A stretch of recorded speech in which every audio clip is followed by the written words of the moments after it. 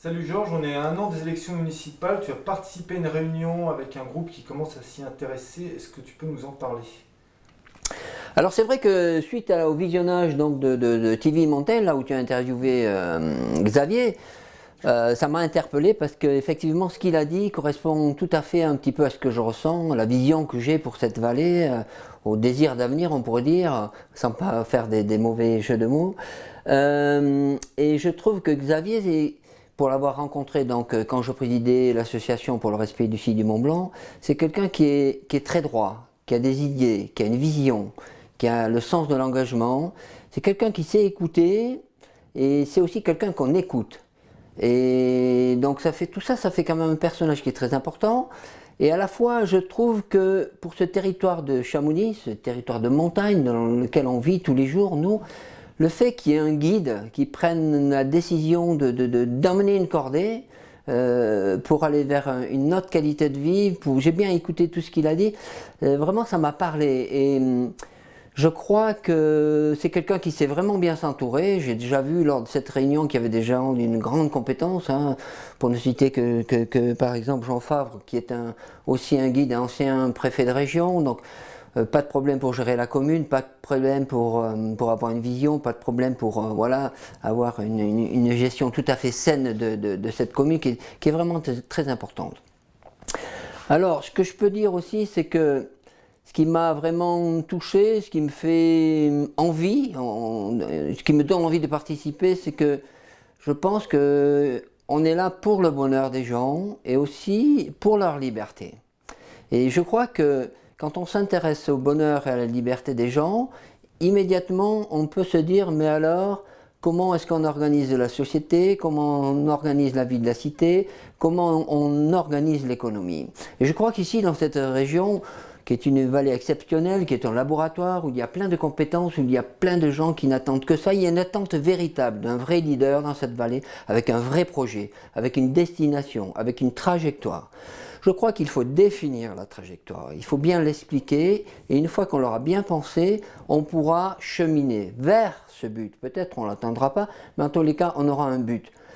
Donc tout ça, je crois que c'est important pour remettre du lien, pour remettre de la solidarité, pour que les gens dans cette ville, dans cette commune, dans cette vallée, puisque aujourd'hui on est dans une communauté de communes, il y ait une vision et que les gens aient du plaisir à vivre ensemble. Alors tout ça, évidemment, c'est un discours philosophique. C'est vrai que moi, je suis plus proche des philosophes que des politiques. Philosophes, voilà, moi j'adore Edgar Morin, voilà, Michel Serres, Stéphane Hessel, des gens comme ça. Pour moi, c'est des grands hommes. Les politiciens qui sont des grands hommes, pour moi, il n'y en a pas beaucoup. Il n'y en a peut-être qu'un. C'est l'ancien ministre de la Justice, Badinter. Voilà, pour moi, ça, c'est un grand homme. Le reste de la politique me passionne assez peu. Mais pour ce territoire, je crois qu'aujourd'hui, pour les années qui suivent, on a un besoin, on a un réel besoin de se réapproprier ce territoire. De faire en sorte que Chamonix ait un vrai rayonnement. On dit toujours Chamonix, capitale du ski et de l'alpinisme.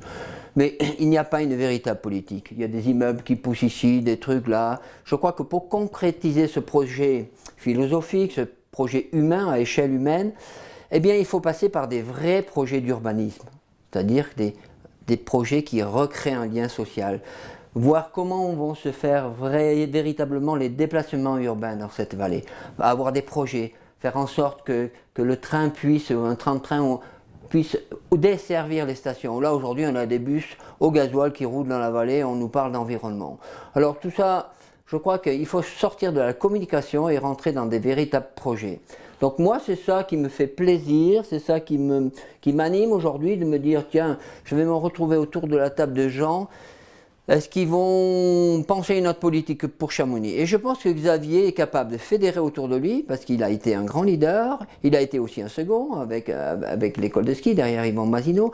Donc je pense que c'est quelqu'un qui a la capacité de fédérer, qui a la capacité d'emmener les gens, qui a une vision, et qui a pour moi, en mon sens, et c'est aussi là un petit peu aujourd'hui mon engagement, c'est sur le plan humain. C'est-à-dire que dans cette vision-là, l'aspect humain est je dirais, la priorité.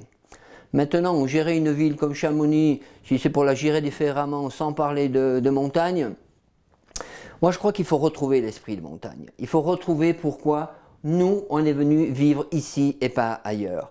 Pourquoi?